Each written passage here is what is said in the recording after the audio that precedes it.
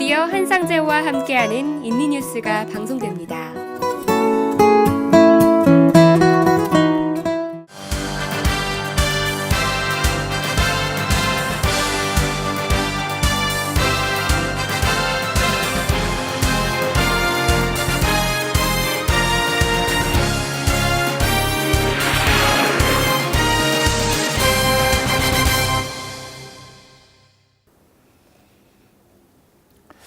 네, 여러분 안녕하십니까? 지금부터 9월 25일 한상재와 함께하는 인도네시아 주간 뉴스 브리핑과 해설을 시작하겠습니다.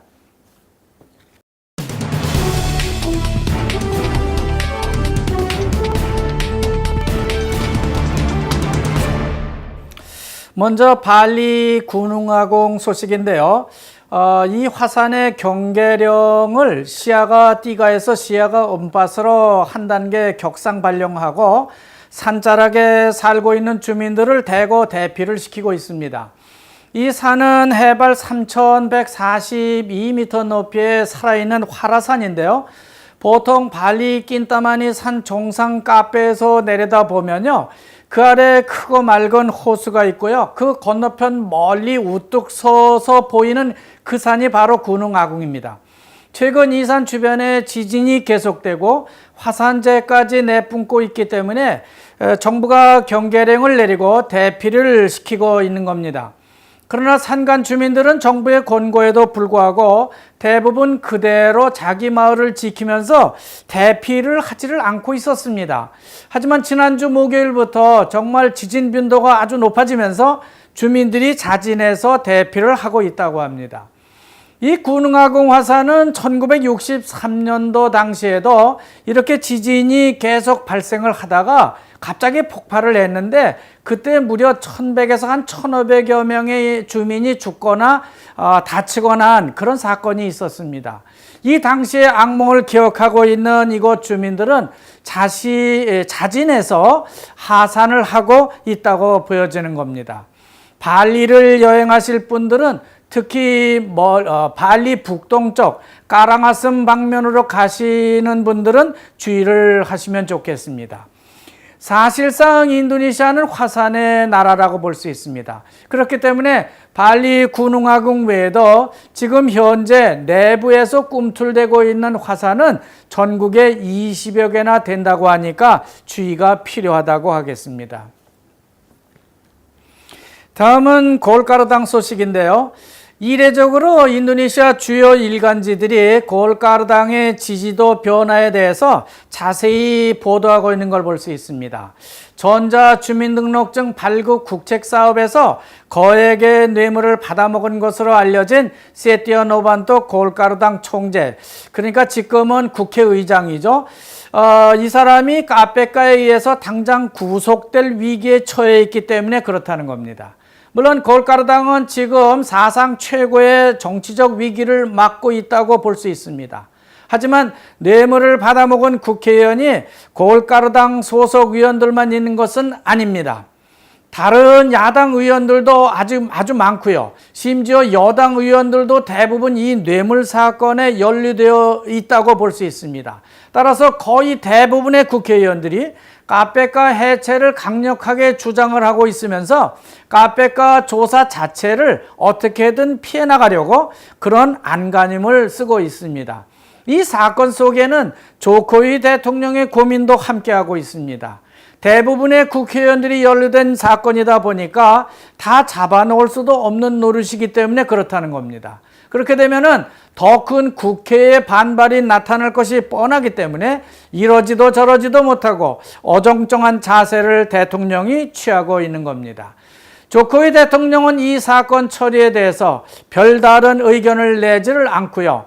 관망만 해왔습니다. 도무지 정치적 묘수가 보이지 않았기 때문에 그런 겁니다.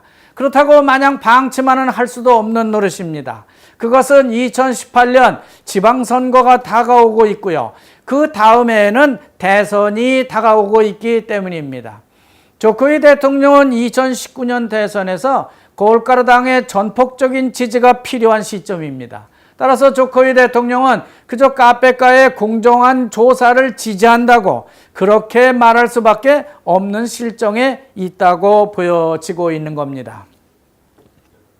다음은 공산당 얘기를 시작하겠습니다. 지금 인도네시아 정치권은요, 게티가블루 S 빼까이, 즉 그라칸 30 세프템버 빼까이라고 하는 공산당 학살 기록영화 시사회를 두고 이념 논쟁이 아주 뜨겁습니다. 얼마 전 자카르타의 한 이슬람 기숙사 학교에서 분쟁이 시작되는가 싶더니 대폭의 한 마스짓에서 가진 중고등학생들의 영화 감상을 놓고 찬반 세력들에게 아주 참여하게 대립을 하고 있습니다. 그러나 조코위 대통령과 가토 누르만티오 합참의장은 역사를 올바로 알기 위해서 그 영화를 봐도 좋다는 입장을 취하면서 판차실라 국가 이념을 지켜야 할 때라고 강조하고 있습니다. 결국 이 문제는 TV 안의 인도네시아 법률가 클럽에서까지 이 문제를 자세히 다루긴 했는데 뾰족한 결론은 도출하지 못한 채 더 큰 문제만을 남겨놓고 있습니다. 게티가블루에스 숙청이라고 하는 것은요, 수카르노 시대, 즉 1965년에 수십만 명의 군인들을 공산당으로 몰아서 사살했다고 하는 그 사건을 말하고 있는 겁니다. 좀 더 이슈가 되게 되면 이 사건에 대해서 다시 말씀드릴 기회가 있을 것 같은데요. 오늘은 이 정도만 하고 넘어가겠습니다. 하여간 이 사건은 지금까지 쉬쉬해 오면서 오늘까지 지내오다가 얼마 전 이 사건의 피해자 유가족들이 조코위 대통령에게 정부를 대신해서 사죄해야 할 것을 요구하고 진상규명 그리고 명예회복을 요구하면서 다시 이 문제가 불거지고 있는 겁니다. 문제는 이들 피해자 가족들이 공산당이 아닌 다른 이념 조직으로 시작을 해서 정부 조직은 물론 국회까지 지금 파고들었는데요. 인도네시아를 좌지우지할 정도로 그 이면 조직이 커졌기 때문에 그냥 방치할 수만도 없는 상황이라고 합니다. 따라서 조코위 정부는 이를 방치하는 것보다 오히려 정치적으로 이들 조직을 껴안아야 할 필요성이 커지고 있는 겁니다.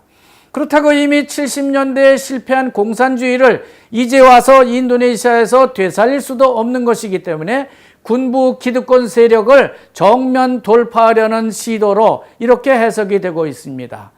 그러나 상당히 버거운 정치적 배팅이 될 수도 있을 것입니다. 어쨌든 조코위 대통령 정부와 군부는 게티가블루에스 공산당 숙청 사건의 진실을 가리기 위해서 게티가블루에스 빼까이 사건을 전부 오픈한다고 말하고 있습니다. 마치 우리나라 광주 민주화운동 재조사와 비슷한 양상으로 진화하고 있는 것 같습니다.